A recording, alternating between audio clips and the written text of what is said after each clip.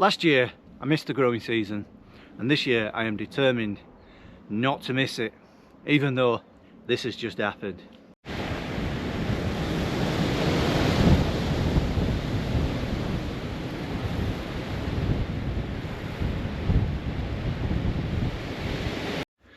Welcome back. Well, Storm Eowyn, that was a cheeky one. I hope everybody is safe and well and the properties are not too damaged. I know that the biggest following I have, looking at the analytics, the biggest viewership that I have comes from Ireland. So if you've got a small holding and you went through that storm, I hope you're all well.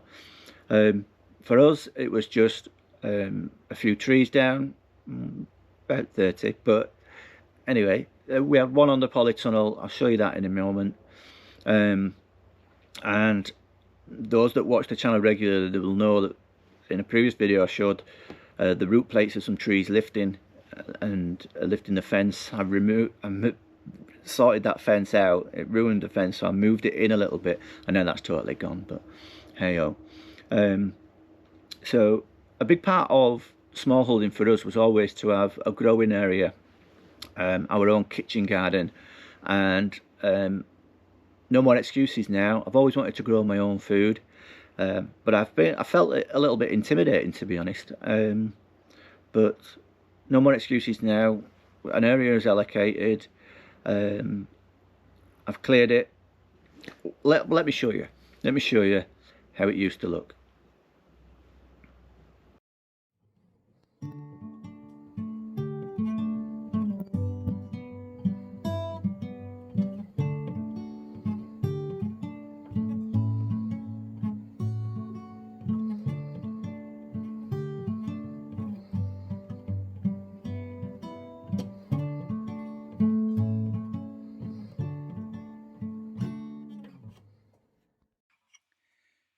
Yeah, what a transformation.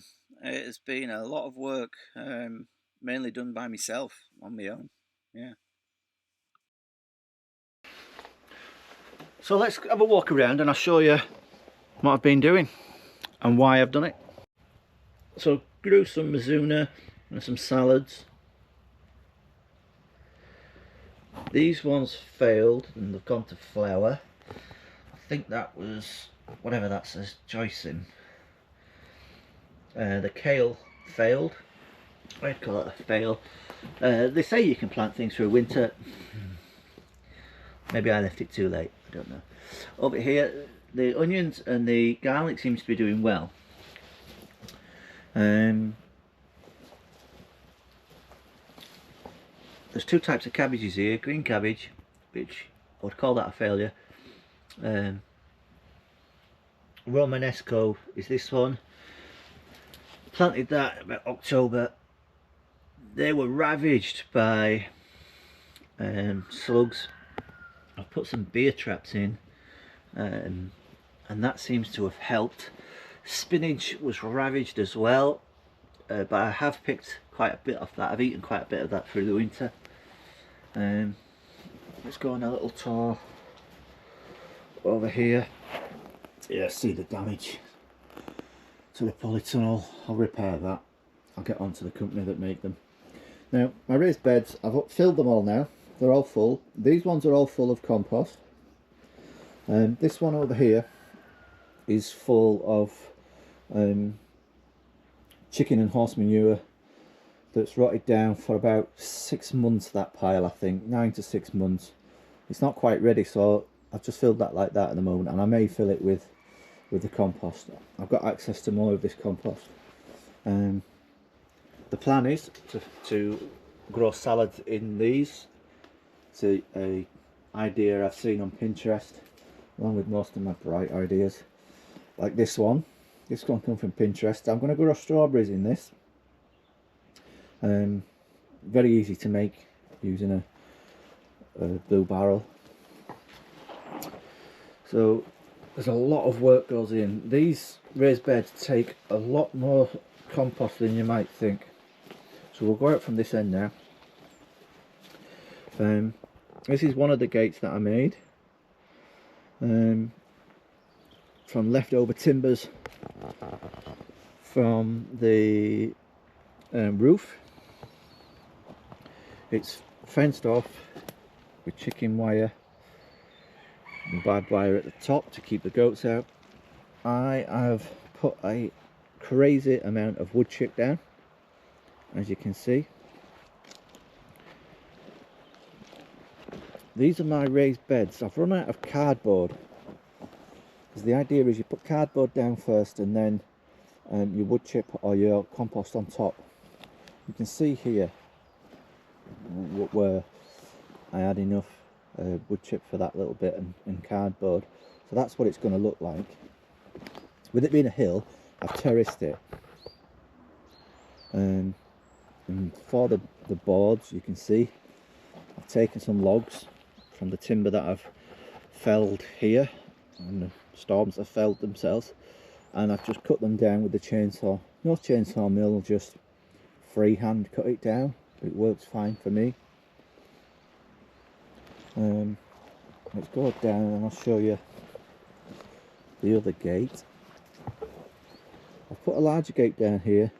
Again, it's cost me nothing. That was leftover timber from doing the house roof.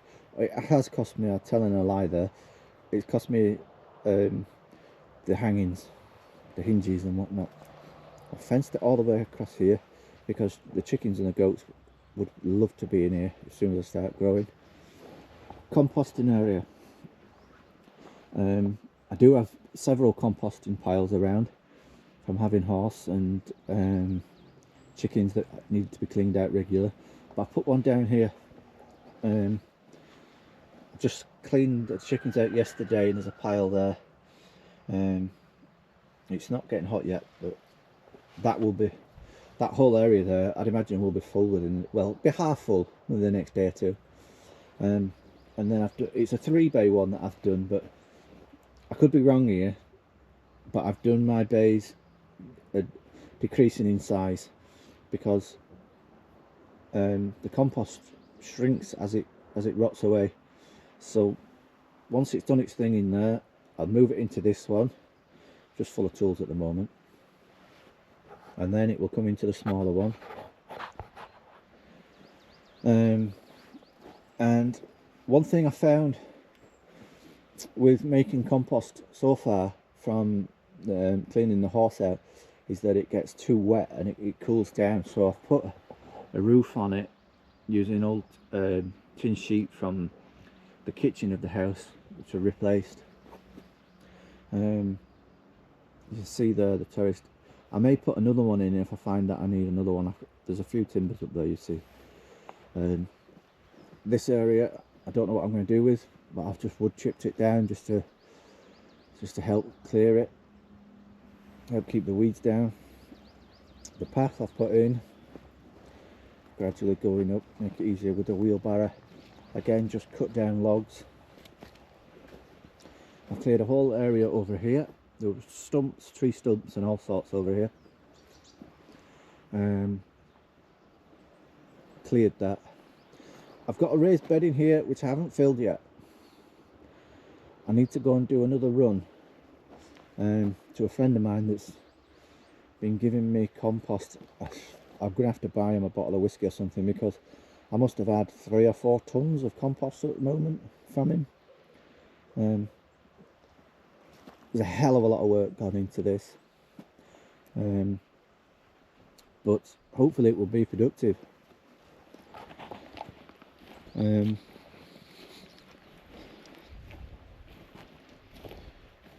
Yeah, this is it, the stripped back version of it, straight from the beginning, brand new as it is, before I started planting anything.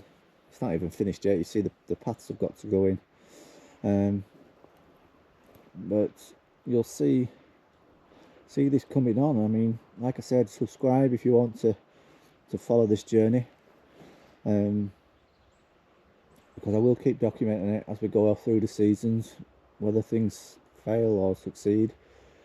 I guess I'll get a lot fatter if it succeeds and I do well.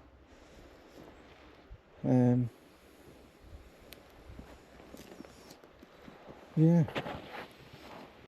So that is the kitchen garden as it stands at the moment. Let's see how we get on. It's beginning of February, so I'm going to be following a YouTuber called Huwrichards. I've got one of his books called Self-Sufficiency Garden, I think it's called. I'm going to be following that, not to the letter, but as much as I can. If you know of a YouTube channel, maybe you've got one, and you think it's going to be helpful for an absolute beginner in growing, please comment a link. And any advice you've got, much appreciated, because this is brand new to me. This growing is brand new to me.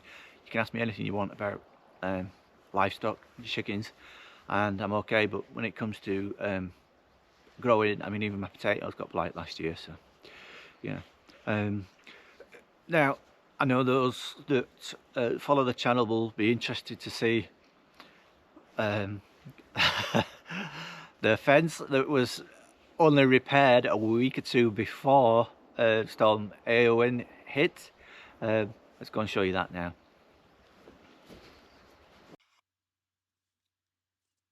You can really see here the devastation that storm caused. That's right along the bottom of our little field, and the response from Quilcher, the Irish Forestry, was that they'll come and sort that out as and when. Basically means when they harvest the wood, really. So at some point I'm going to have to get on and clear that myself, which I'm not looking forward to, because cutting a fallen tree like that, one that's leaning, heavily leaning, is about as dangerous as tree felling gets. But unless I do it, nobody else is going to for, could be years. You can't be having that there for years. You see this, the scale of it, of the roots there with me in it. Yeah, they're huge, and they should just flip back once I've cut the tree off. So thank you for watching, if you stayed to the end, and hey, thank you to everybody that subscribed recently. We are very close now to getting that 1,000 subscribers. That's going to be fantastic.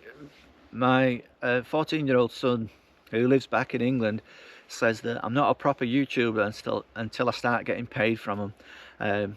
Don't need to be Mr. Beast or whatever he's called, making billions from it, but even if I get €1 from him, I'm then classed as a YouTuber, so I'll be able to tell him, hey, your dad's a YouTuber now. So that's why I'm aiming for that 1,000 subscribers. So yeah, thank you for watching, and I'll see you again next time.